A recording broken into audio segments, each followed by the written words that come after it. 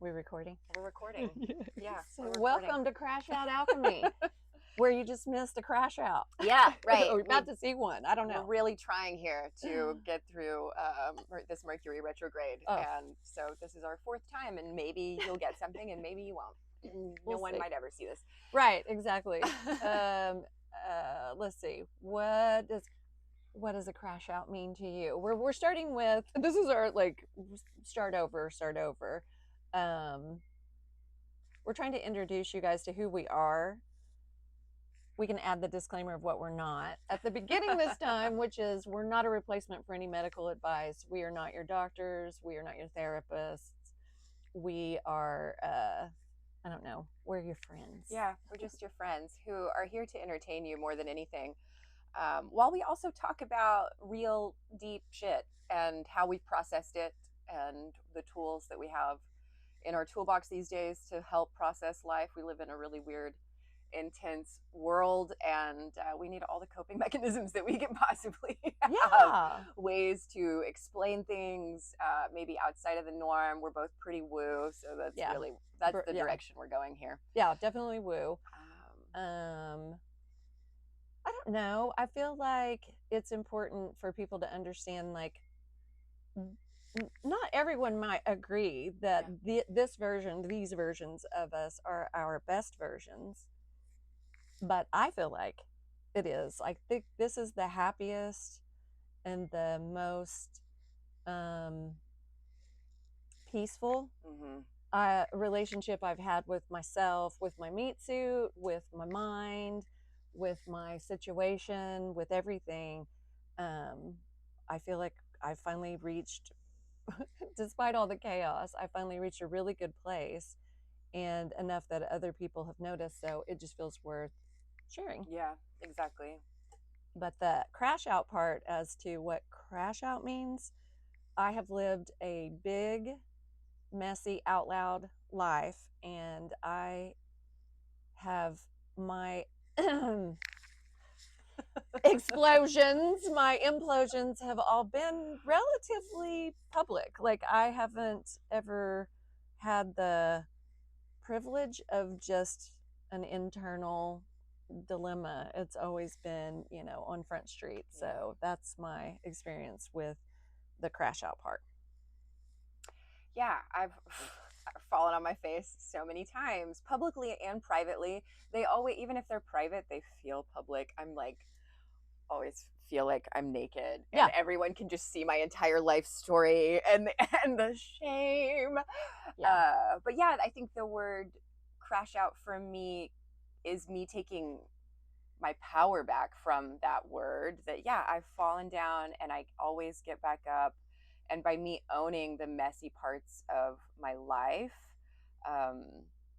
just makes me feel way more confident. I just, like you said, I'm the most confident version of myself that I've ever been. And I've got some tools that I've picked up along the way to help alchemize those situations. In my work, we talk a lot about,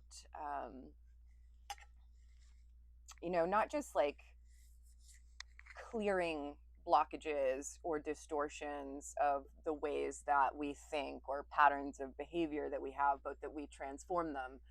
And that is the word for alchemy, is to take something and transform it into something else. The word transformation to me, or alchemy, feels better than cleared. Yeah. Because cleared makes it seem like it was a problem. And I don't know that it was. I think all of this had so much purpose. Oh, that God, yes. That it just needs to be. Needed to be transformed. Yeah, I think too. Yeah, it has a purpose. Like, I can now. I mean, I think if I was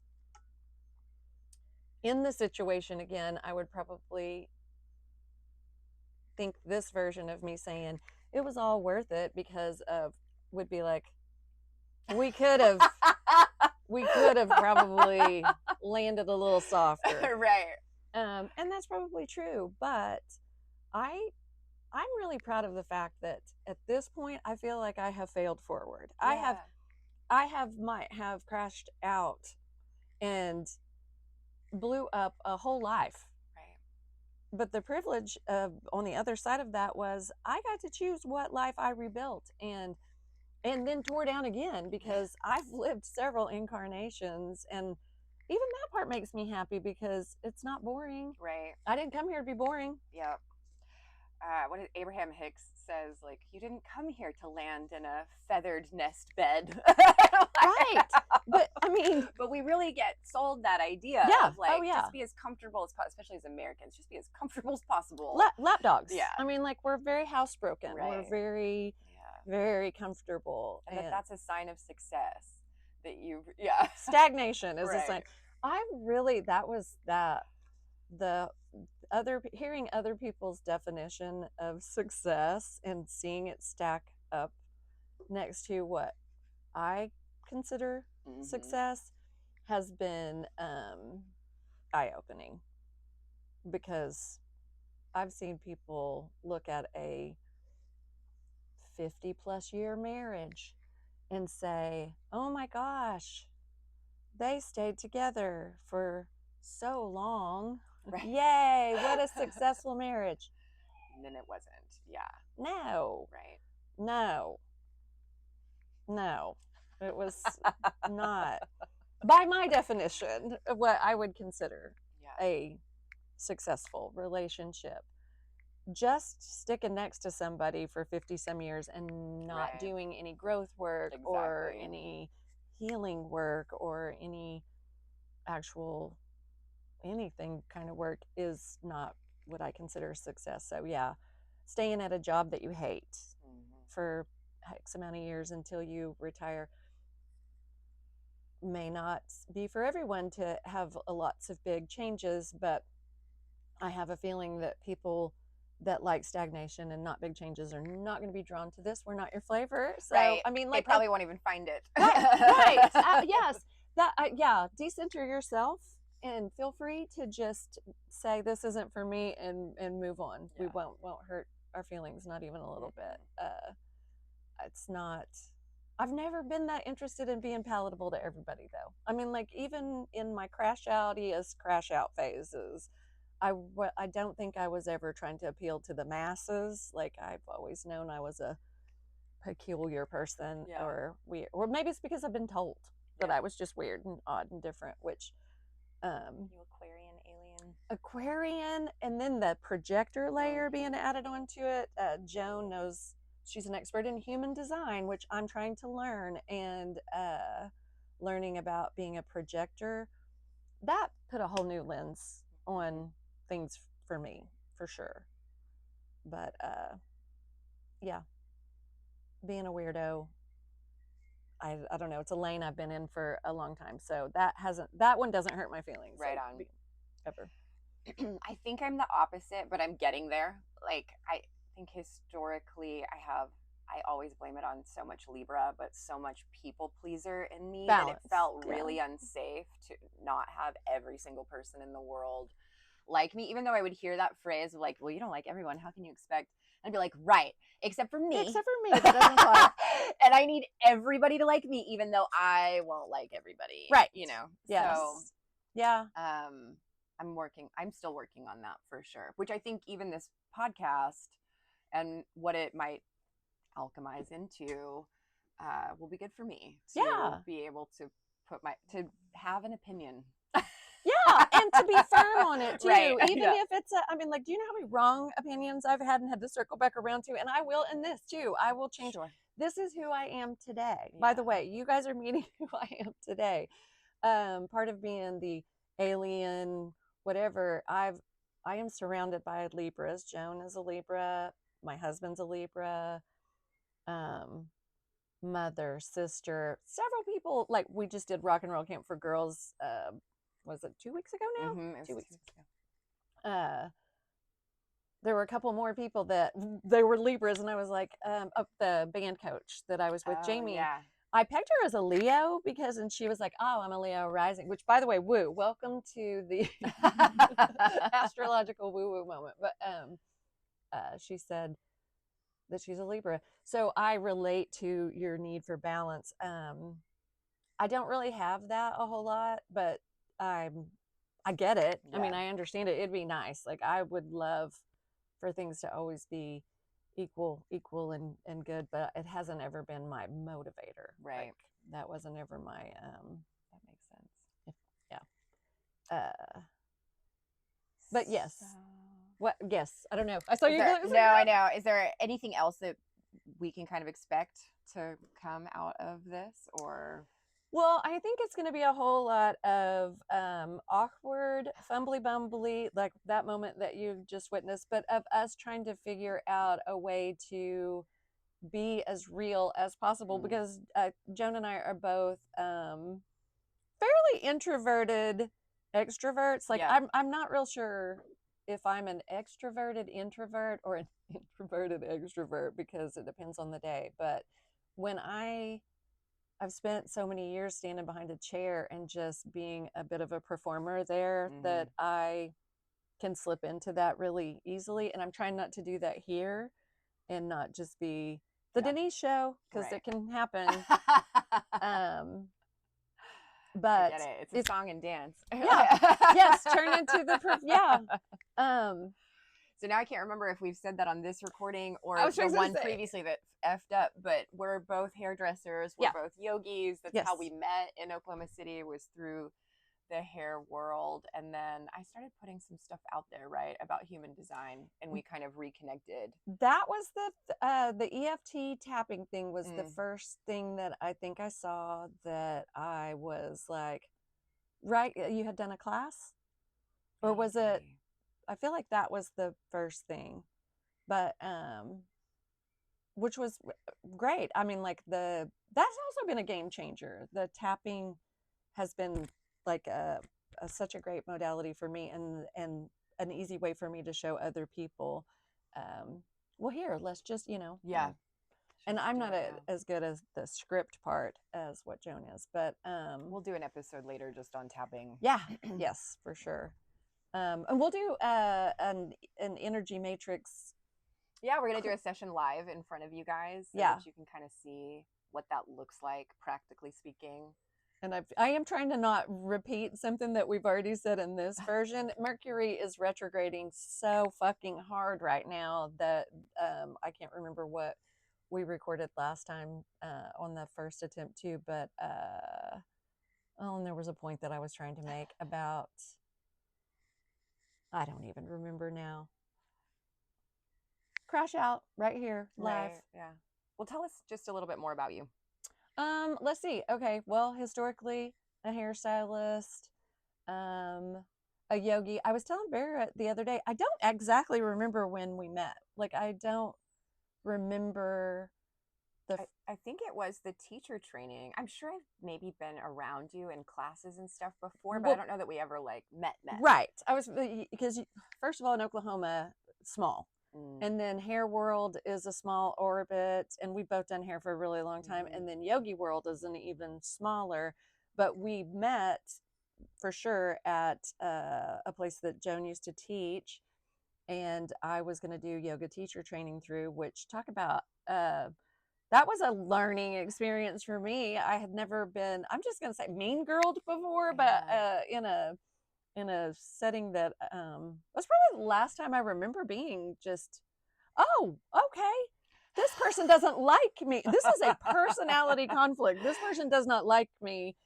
And to my knowledge, I don't think I've actually done anything, so this isn't mine. I mean, like, that was the only conclusion that I could come to with that, but I think that's how we met. So, hairstylist, yogi. I consider myself a newlywed, but I mean, Barrett and I've been together. We've been married for going on 5 years now, and we've been together for 10.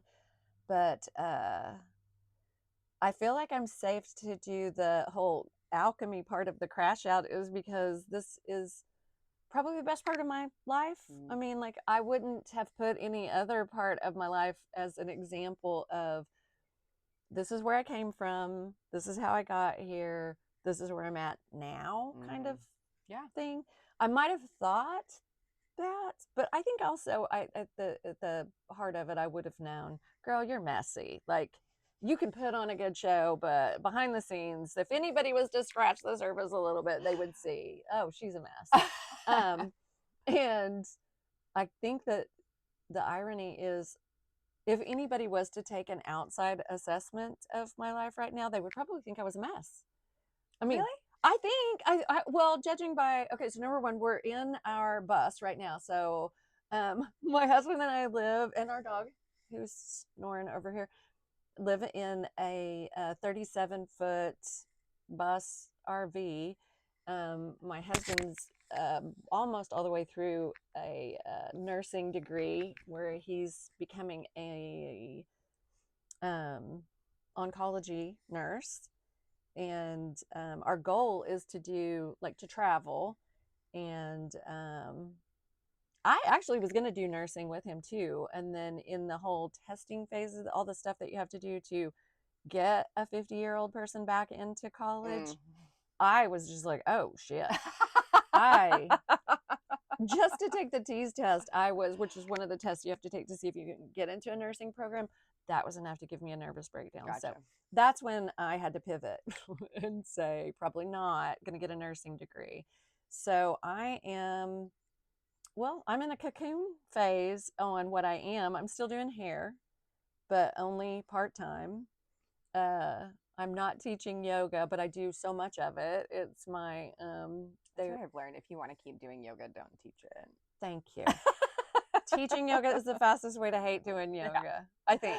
I'm sorry to yoga instructors, right. And thank you for teaching yoga, because I don't want to. I don't like it. I don't like it. In fact, I don't like teaching. Oh, really? Yeah, I don't like being. I don't like holding the seat of the teacher. Like, I remember when that question started coming up whenever I started teacher training, and then when I finished teacher training online, that they put so much importance on it. And I'm a guide, but I don't want to lead. Does that make sense? Yes. I like to. I will guide. I will hold your hand. You're the director. Yeah. Like, you're a projector. You're the director. You can see what pieces need to move where. And I think I will probably maybe shift into where I will feel more comfortable, because a long time ago, I've been told that I should teach or that I should lead forever. And Barrett calls me the reluctant matriarch, because I don't want to. Like, I don't want to be. And I think it comes from feeling overly responsible for so long. Sure. And being parentified and all of that. Like, fuck that. I don't. So when I feel that being projected at me, I will run so far away. I need freedom. Yes. And I'm going to, I never want to be, I always want to be the princess and not the queen, because being the queen comes with a title and a job, and the princess just gets to wear the crown and throw parties or whatever. Right. Yeah. Unfortunately, I was born the queen. Like, I feel like I was born into that energy. I don't like it. It sucks. Anyway. What else are you? What else am I? Well, I'm an alien Aquarius weirdo, a projector. We've said that. I'm a mom. I'm a grandma. A chicken raiser now. Horse whisperer. A horse whisperer. Horse whisperer is new. When I was little, our next door neighbors growing up had horses, and so they had a couple of horses that they had around a lot. And I remember being bucked off of one of them that lived to be for like forever old. I remember when this horse even died, which is weird. But anyway, I got bucked off, and everybody thought that I was going to be hurt. And then that horse put its hoof on me, what looked like it was stepping on me. Right. But it wasn't. I was laying on the ground, and I was crying because I was hurt, but he was just kind of holding me down, but to my parents looked like I was being crushed by a horse. Anyway, I wasn't scared. I was actually hurt, but I wasn't scared. And then for the longest time, I just hadn't been around horses until we moved where we are now, which is in a bus next to these 3 horses that we've adopted one another. So I've just renamed them, and they're mine now. It's so sweet. They come to the fence as soon as she's out there. Yeah. She's a horse whisperer. Oh, they will sense. Let's talk about woo, but I mean, they can be clear. as I pull my own hair, they can be clear on the other end of the field. And I walk out there and I will see them whip their heads around. So I don't know if it's a smell, a vibe, or whatever, but all of it. I feel like a Disney princess in this little. Don't they have Disney princess names? Yeah, that's Ariel, Fiona, and oh my gosh, Jasmine. Yes, I don't know why I blinked on poor Jasmine, but yeah, but saying that from the outside looking in, that people would think that my life was messy. I mean, when you're in your 50s and you and your husband and your dog are living in a bus, people are just like, "Wait a minute, what? You're living in a bus?" This is this is my favorite place that we've lived together. But we sold our house and we have made our little footprint as small as possible so that once we are finished with his nursing school, we can go on walkabout and whatever that looks like or Love it. means. Uh-oh. Damn. Is it just timing out? Oh, that time.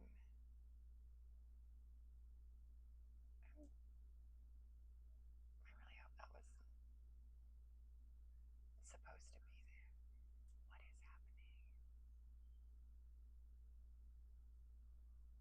I don't see the number ticking.